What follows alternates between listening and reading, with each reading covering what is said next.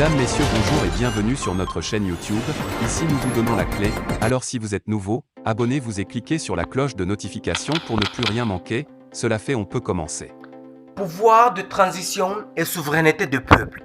Assimi Goïta séduit une importante frange de l'élite africaine. Le chef de la transition malienne semble avoir ouvert les yeux à une bonne partie de l'opinion publique africaine pour rejeter les tares de la politique de domination néocoloniale. Pour nombre d'observateurs africains, l'irruption sur la scène publique malienne du colonel Assimi Goïta et les prises de décision de position souverainiste de son pouvoir sonnent un nouveau départ pour le continent africain. Le destin de l'Afrique se joue au Mali, ne cesse de répéter avec fierté le Premier ministre Kokala Maïga depuis plusieurs semaines, comme pour dire que le climat sociopolitique malien est devenu la préoccupation de tout le continent africain. En effet, la politique néocoloniale occidentale et particulièrement celle de la France en Afrique a toujours préoccupé plus d'un membre de l'élite du continent noir. Combien d'intellectuels africains s'offusquent légitimement de la présence française dans le fonctionnement régalien de nos États? Comment comprendre que la politique française soit si bruyamment dénoncée dans la marche de nos États et organisations régionales sur le continent? Pourquoi nos dirigeants agissent-ils sous le desiderata des différents locataires de l'Élysée? Qui de la politique d'exploitation, de domination à travers la coopération financière avec le franc CFA? Voilà autant de questions qui ont sonné la révolte sur le continent africain, incitant à considérer les nouveaux pouvoirs issus des récents coups d'État comme des éléments décisifs de rupture avec ce système de domination et d'exploitation néocoloniale. En effet, arrivé au pouvoir le 18 août 2020, le colonel Assimi Goïta s'est résolument tourné dans une dynamique de changement avec les anciennes pratiques de gouvernance. Surtout que le régime du défunt Ibrahima Boubacar Keïta avait été considéré comme celui de la préservation des intérêts français. C'est donc cette dynamique qui a conduit à la phase dite de la rectification. La première partie de la transition sous la conduite du duo Ba Ndaw Mokhtar Oman ayant été jugée du IBK sans IBK.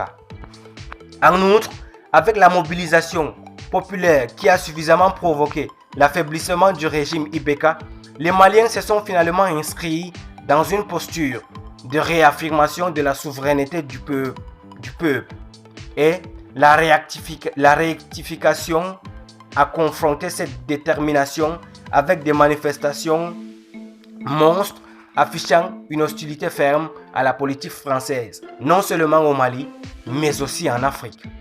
Cela conduira à la dénonciation de la présence militaire française, au Mali en particulier, et dans plusieurs pays africains. S'y ajoute la tension suivie de la rupture des relations diplomatiques entre Bamako et Paris, sans oublier la résistance des autorités maliennes face aux exigences de la CEDEAO par rapport à une transition courte. Ce point particulier a fait contagion puisque les transitions de la Guinée et celles du Burkina Faso se sont aussi inscrites dans cette posture presque de confrontation. Et partout, sur le continent, le colonel Assimi Goïta est finalement apparu comme un héros pour avoir lancé une politique tenant tête à la France macronienne, en renvoyant à la maison la force Barkhane dont les 9 ans de lutte contre le péril terroriste n'ont pas convaincu le pouvoir d'Assimi Goïta à inspirer un certain respect.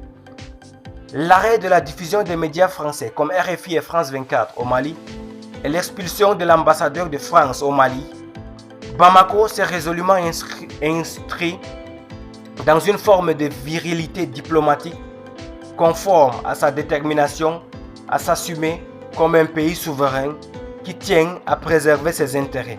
Cela a suscité de nombreuses sympathies de par le monde. En plus, en renforçant ses relations de coopération militaire et économique avec la Russie au détriment de la France néocoloniale, Bamako a fini par convaincre sur ses intentions d'opérationnaliser une nouvelle démarche celle de la naissance d'un nouveau leadership africain.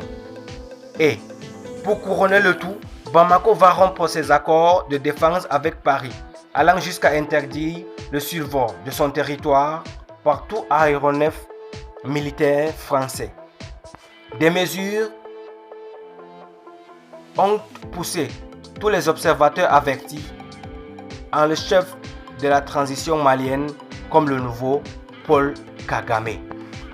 Merci pour votre attention. Si vous êtes nouveau, n'oubliez pas de cliquer sur la cloche de notification et de vous abonner à la chaîne. Merci et à très bientôt pour une nouvelle vidéo.